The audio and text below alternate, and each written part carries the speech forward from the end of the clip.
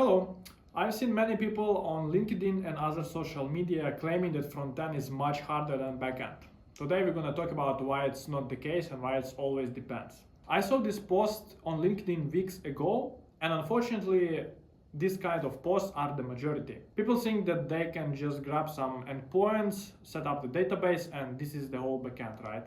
First of all, the task complexities are not fair. Same way I can compare Google search engine and some React login page and claim that backend is much harder, right? Usually the apps are just not that famous to reach the real backend challenges. Initially, I would say most apps and startups are harder on the front-end side for the simple reason. People need attractive UI and they don't care about what happens behind the scenes, so they just get things done.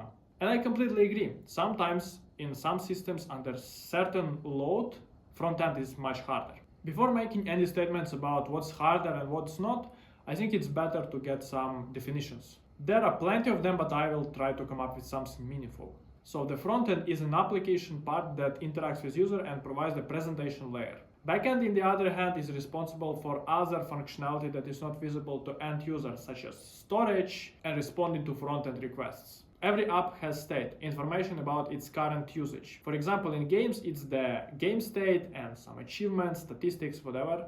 In Instagram, it's your photos, messages, etc. And in Gmail, it can be your emails and stuff like that. There are few characteristics that helps you to understand whether some part is front-end or not. Front-end runs on device or browser, so it's client coupled.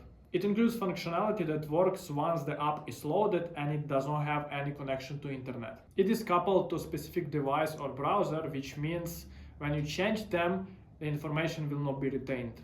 Backend has also some clear characteristics. It always runs on the server, it works only if there is connection to the server, it does not rely on the client device or browser, which means the state is shared and persists between them. A typical example of front-end application is React single page application, and for backend it is a set of endpoints which this React SPA is using. There is also a hybrid approach called server-side rendering, and in a nutshell it's mostly backend with some exception, but let's leave it out of scope for today. And now let's talk about real backend challenges that frontend doesn't have. And these challenges start when your service needs to provide some SLA, which is service lease agreement. In other words, it needs to provide some kind of guarantees to your customers. Usually the guaranteed parts are availability, which is how much time your service should be up and running. Consistency, which is about how consistent your data is. As an example, you could think of bank system. If you send 500 to your friend, you should be deducted exactly 500.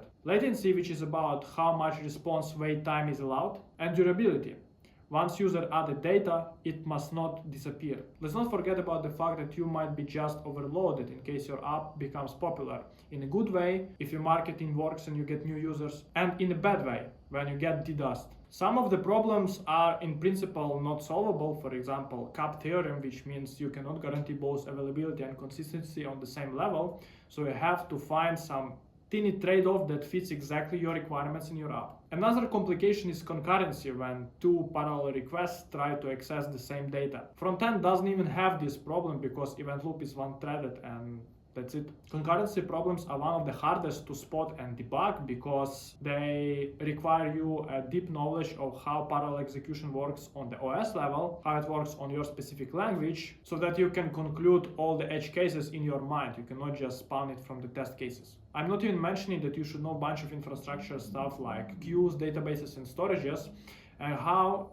these infrastructure tools provide guarantees about availability, consistency, durability, and so on. Which means you should know how they work internally, otherwise you might lose your SLA. On top of that, you have a bunch of privacy problems, which include, for example, data storage constraint, where you cannot store European citizen data outside of Europe. You cannot have unencrypted customer data on your storages. You must provide delete functionality for the customer's data, and so on. Why would you care at all?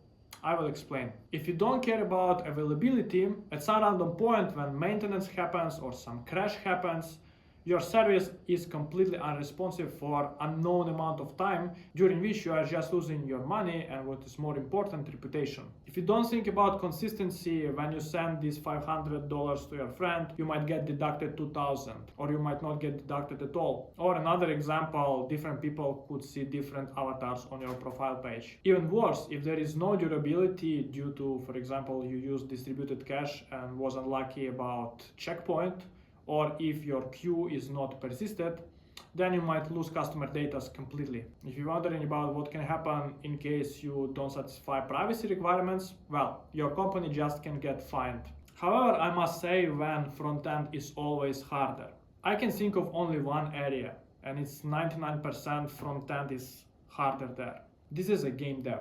The backend is usually used there for multiplayer, tracking achievements, progress, etc. If we talk about some big projects like GTA, Battlefield, whatever else, even though they have multiplayer, I think the 90% of the whole work is on the front-end side. So in this case, I wouldn't even oppose. Front-end is much harder on the game dev than backend. And as a conclusion, I must say that, guys, it always depends. There are areas and projects where front-end is harder than backend because backend is just a couple of endpoints, maybe they are even stateless completely. There are also projects that are on higher scale and they are handling billions of the requests per second.